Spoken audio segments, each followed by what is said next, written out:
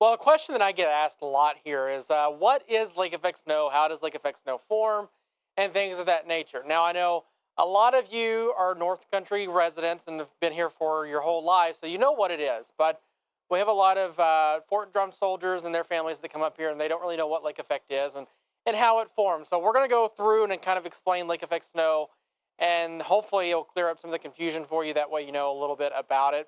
As far as looking at our average snowfall for us here across the North Country every winter, yeah, look at that. We're talking about snowfall on the Tug Hill Plateau averaging anywhere from 300 to 350 inches every year. I'll go ahead and take this full, that way you can see that. But yeah, we're talking around the Montague over towards closer to High Market areas, anywhere from 300 to 350 inches a year. That's what they average. And the city of Watertown averages about 112, 113 inches every year for snowfall. This includes everything, including lake effect snow, but you can see we average a lot of snowfall here across the North Country. And this is just showing us for Jefferson and Lewis counties where we see the heaviest of the snow. Even portions of southern St. Lawrence County average over 100 inches of snow every year. So we see a lot. And the interesting thing about this, too, is people come to our area to study lake effect snow because we see more lake effect snow than anywhere else in the United States and really anywhere else in the world. We're kind of unique because of our west to east orientation of Lake Ontario and the fact that it doesn't really freeze over completely. So going back to lake effect snow and kind of explaining what lake effect snow is and how it forms, it's a very cool phenomenon that we see in the weather industry here. So we need a warm lake water. And what does that mean? Well, over 32 degrees is warm enough to generate some lake effect snow, depending on how cold our air mass is that's moving over Lake Ontario.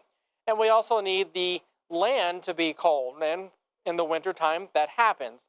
So Lake Ontario, typically this time of the year, is in the upper 30s to right around 40 degrees. And when you get a cold Arctic air mass that moves over it, you start getting some rising motion above the lake. You can see that cold air moving over the lake there, and you start getting a rising motion because of the difference in temperature, and you also need some moisture.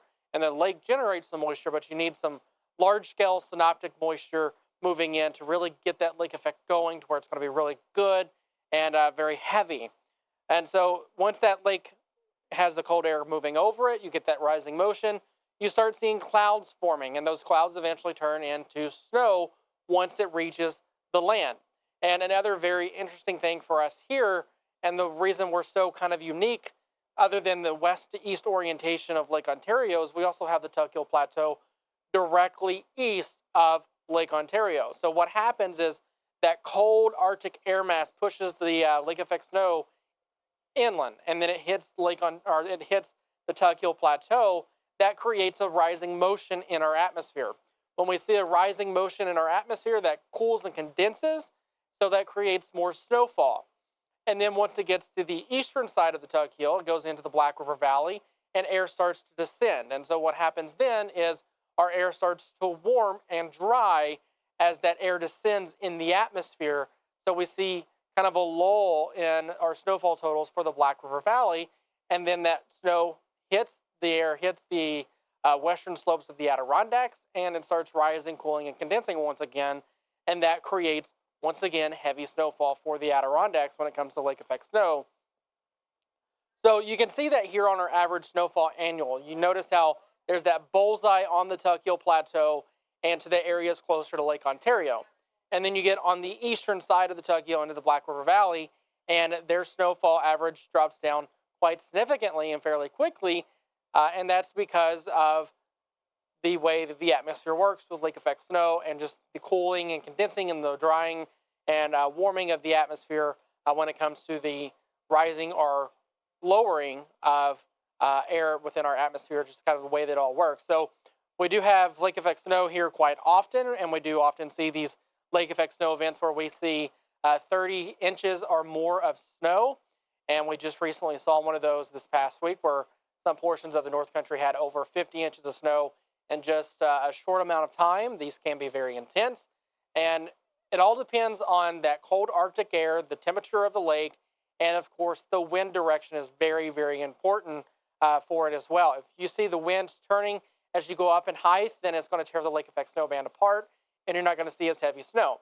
Now, if your winds are aligned going up in the atmosphere and pretty much the same speed, you're going to have a very intense lake effect snow band.